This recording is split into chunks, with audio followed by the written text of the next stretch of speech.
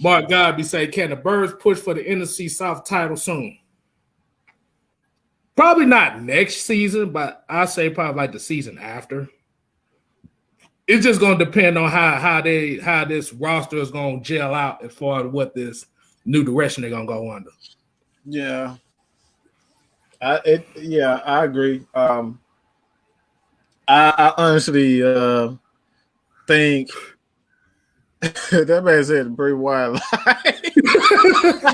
Hold on.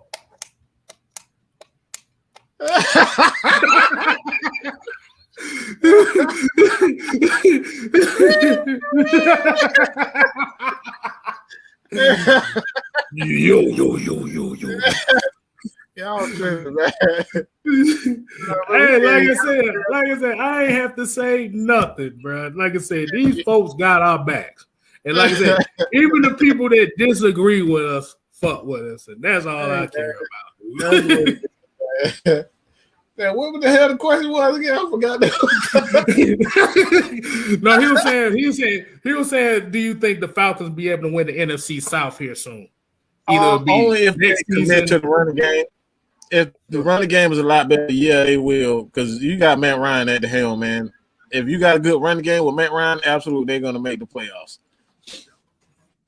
They're going to win the South. I think so. Like, only if the running game is much improved, yes, they can. Even with that defense, yes, they can.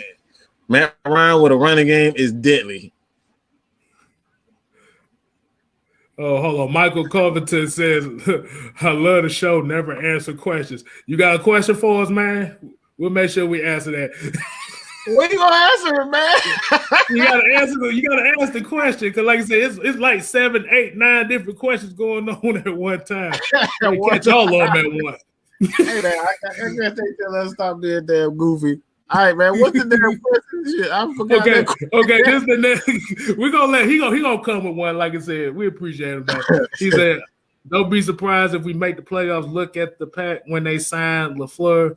We have more talent. The OC has a top 10 offense for 2 years and lost 8 games by 1 score. Yeah, 8 games by 1 score. Just think about that. That's a playoff team. If we win those games, man, that's a playoff team.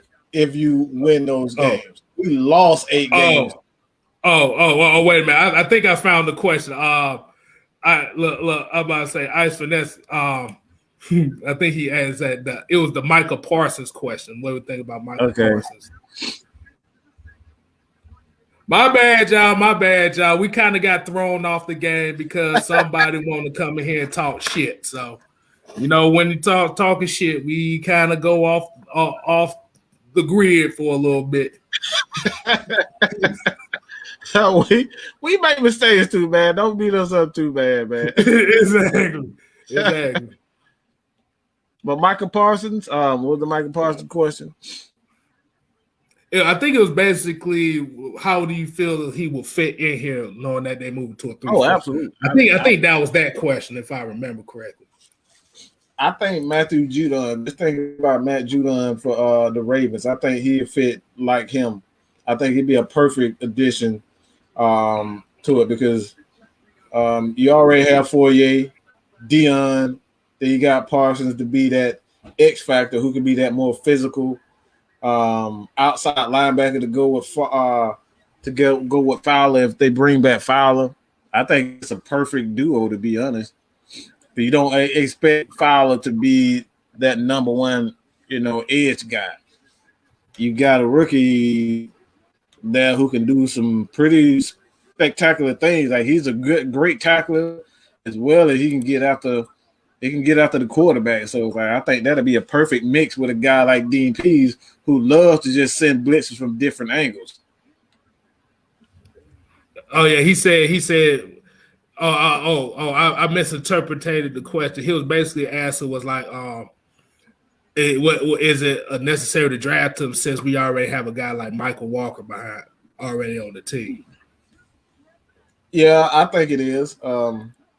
I think it's necessary because you can never have too many weapons on defensive side of the ball. Like you never want to not draft a guy because you got someone similar. Like you want depth, and with a guy like that, at linebacker, like all you would have to do is to get defensive tackles, some big 340-pound guys, stick them in the middle, and just let the athletes run, and give at the quarterback, play fast.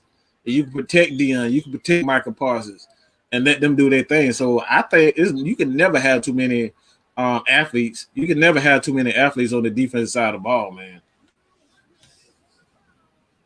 Because one of the main reasons we failed on the Dan Quinn, we just didn't have any big bodies.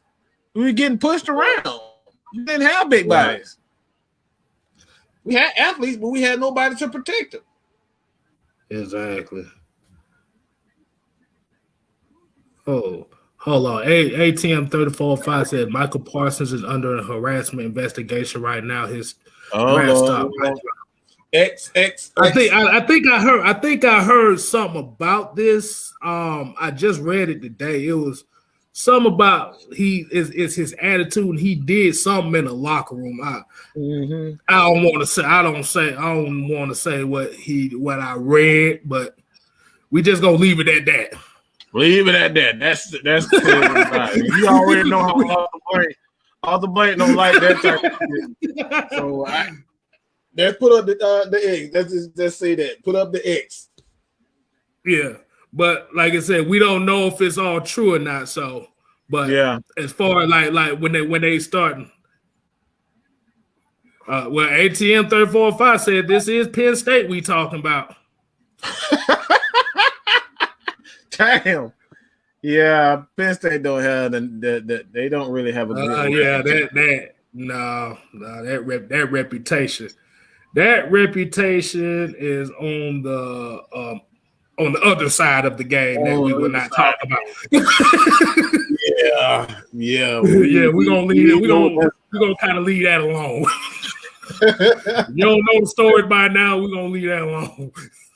All right, Jay said here, do y'all consider Dylan Moses, if he drops in the second round, fit with the 3-4 with Deion? That's interesting. I gotta ask Tonio about this because he'll know more about Alabama players than we do. But it just I don't know. I haven't really broke down nothing really the scene of them. Yeah, me either. Alabama had issues with coverage as far as their players concerned. So yeah, because usually their linebacker, their inside linebackers are not really great cover guys. They're thumpers. Yeah. All right, so here, okay, we got Mike Covington. He came back in, said, y'all think about the coaching staff we hired. What are they going to bring to the Falcons, and what do you think about getting Mark Ingram in free agency? It's all going to be depending on what they do with Todd Gurley. If they let Todd Gurley go, then I could see them bringing in Mark Ingram, only because he has that connection not only with Hayden Hurst. Hayden Hurst and he got that connection with the GM. So like he has that connection with the GM. So like it's not out of the question. But I think he will have to, much like Todd Gurley, he's going to have to take a pay decrease. He's not going to get $6-7 million. I don't see that happening. But Arthur Blank did say today, not today, but a couple of days, like he's been having a couple of interviews here and there, but he's like the problem with the Falcons is the running back position. So I think they're definitely going to upgrade their running back position, and you always need a veteran running back to kind of bring in, kind of groom, and take to be an asset to Matt Ryan. So that's why I say don't count Todd Gurley out, and don't count out your boy Mark Ingram, because they are veteran. They know how to pass blocks. They know certain keys and whatnot. He just have to come in and learn the verbiage. But outside of that, like, I don't see why. But I love the coaching staff. I love the coaching staff because it has a mix of not only young players but young coaches, but they have experience, and that's something that the Falcons coaching staff, we didn't have experience.